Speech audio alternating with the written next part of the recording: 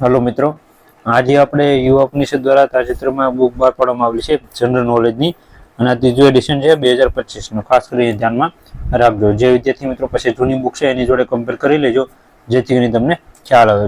પહેલું એડિશન અથવા બીજું એડિશન તમારી પાસે હોય તો અહીંયા છે આપણે જનરલ નોલેજ બુકની યુવા ઉપનિષદની વાત કરીશું.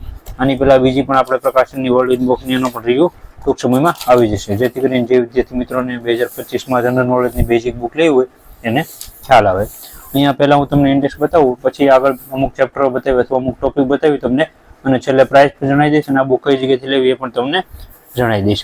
અહીંયા તમે જોઈ શકો છો, પહેલા જે છે ચેપ્ટરમાં પેલું ગુજરાત આપેલું છે. ગુજરાતમાં પણ પહેલા પ્રાચીન જે છે એ માહિતી આપેલી છે, એટલે જે ગુજરાતની સામાન્ય માહિતી હોય એ બધી આપેલી છે. પછી ગુજરાતનો ઇતિહાસ આપેલો છે, એ પણ તમે જોઈ શકો છો. વિડીયો પોઝ કરીને તમે ઇન્ડેક્સ વાંચી શકો છો. ગુજરાતનો મધ્યકાલીન ઇતિહાસ, આધુનિક ઇતિહાસ એવી રીતના અલગ અલગ બતાવવામાં આવેલો છે. ગુજરાતની સાંસ્કૃતિક ધરોહર આપવામાં આવેલ છે, ગુજરાતનો નકશો અને ગુજરાતનો ભૂગોળ આપવામાં આવેલો છે, ગુજરાતના જિલ્લાઓ એ બધું અલગથી દર્શાવવામાં અહીંયા આવેલું છે.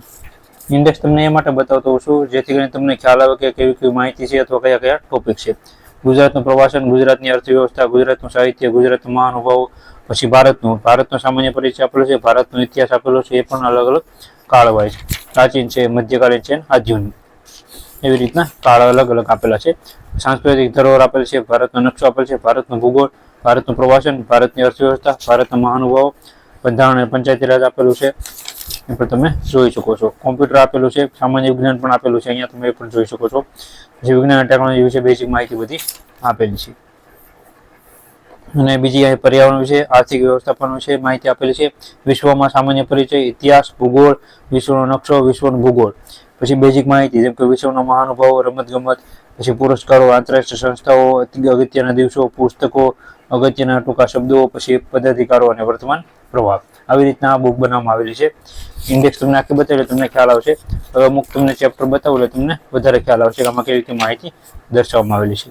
પહેલા અહીં ગુજરાતનો ઇતિહાસ તમને બતાવું કઈ રીતના દર્શાવવામાં આવેલ છે, અને પહેલા અહીંયા બેઝિક માહિતી બધી આપેલી છે ગુજરાત વિશેની, એ તમે જોઈ શકો છો. પછી ગુજરાતનો ઇતિહાસ આપેલો છે.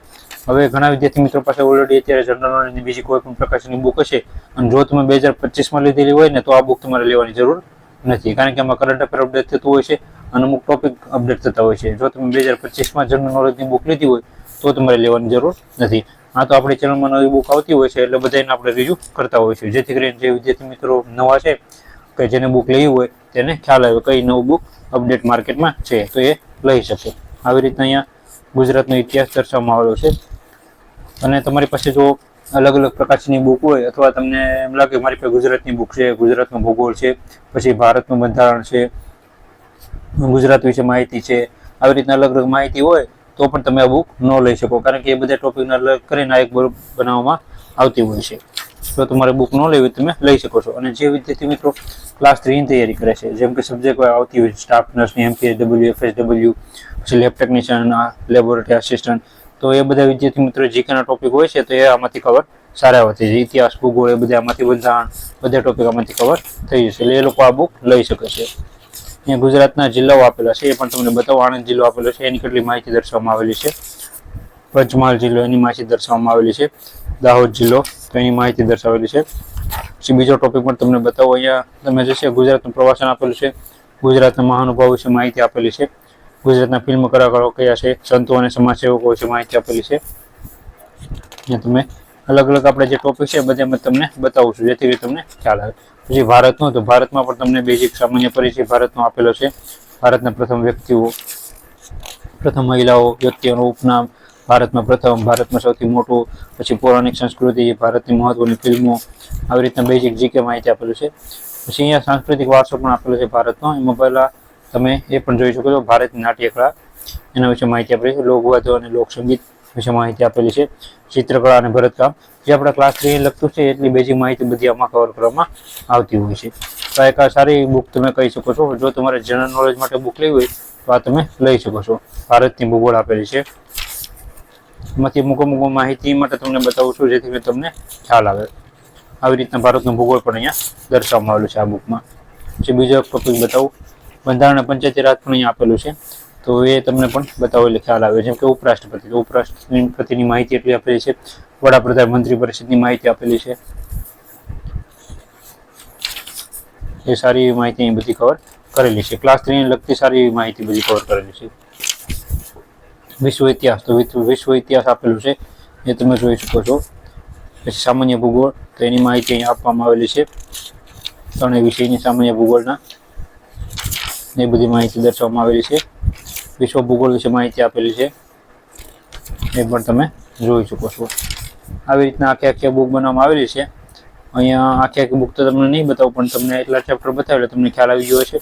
અહીંયા અમુક જે છે એ શબ્દો બધા આપેલા છે અને બેઝિક સામાન્ય જીકેના ટોપિક બધા અહીંયા આપેલા છે. તમે જોઈ શકો છો રાજ્યના મુખ્યમંત્રી અને રાજ્યપાલ લેટેસ્ટ છે એ આપવામાં આવેલા છે. અને આ યુવા અપનિષદની બુક છે અને સારી બુક છે. જીકે માટે સારી બુક તમે કહી શકો છો. જો તમારે લેવી હોય તો આ બુકની પ્રાઇસ તમને જણાવી દઉં એટલે તમને ખ્યાલ આવે. ઘણા વિદ્યાર્થી મિત્રો પ્રાઇસ પૂછતા હોય છે, તો 560 રૂપિયાની પ્રાઇસ છે. અને આજે છે એ પ્રિન્ટિંગ પ્રાઇસ છે.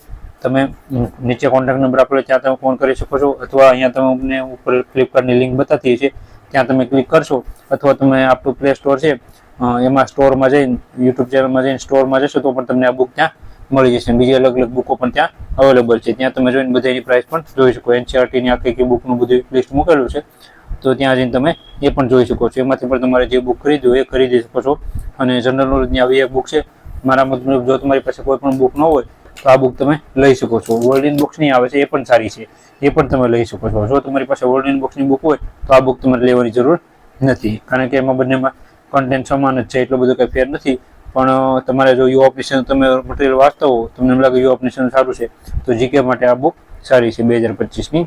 બાકી વર્લ્ડ ઇન બોક્સની બુક આની કરતાં થોડી મને વધારે સારી લાગી છે. એનો પણ આપણે રિવ્યૂ કરશું 2025માં જો લેટેસ્ટ આવશે તો. 2024ની કરેલી હતી, તેમાં યુવા અપનિષદ વર્લ્ડ ઇન બોક્સ બંનેમાંથી વર્લ્ડ ઇન બોક્સની મારા મત વધારે સારી હતી. બાકી આ બુક તમારે લેવી હોય તો નીચે કોન્ટેક્ટ નંબર આપેલો ત્યાં તમે ફોન કરશો તો પણ તમને ઘરે બેઠા ફ્રી કુરિયરમાં સારા એવા ડિસ્કાઉન્ટમાં મળી જશે. ફ્લિપકાર્ટની લિંક આપેલી છે, ત્યાં તમે ક્લિક કરીને જોઈ શકો છો કેટલાની મળે છે. અને બુક સ્ટોર બંને પૂછીને તમને જે ઓછા પ્રાઇસમાં મળતી હોય ત્યાંથી તમારે બુક લેવી. આવી રીતે આ વિડીયો હતો. વિડીયો ગમે તો લાઈક કરી આપજો, તમારા મિત્રો પર શેર કરજો, જેથી કરીને તેને પણ નવી નવી અપડેટ માહિતી મળતી રહે. અને બીજી કઈ બુકો છે એના પર રિવ્યુ ટૂંક સમયમાં આપણી ચેનલમાં આવી જશે, એટલે ચેનલમાં જોડાઈ રહેવા વિનંતી. Thank you.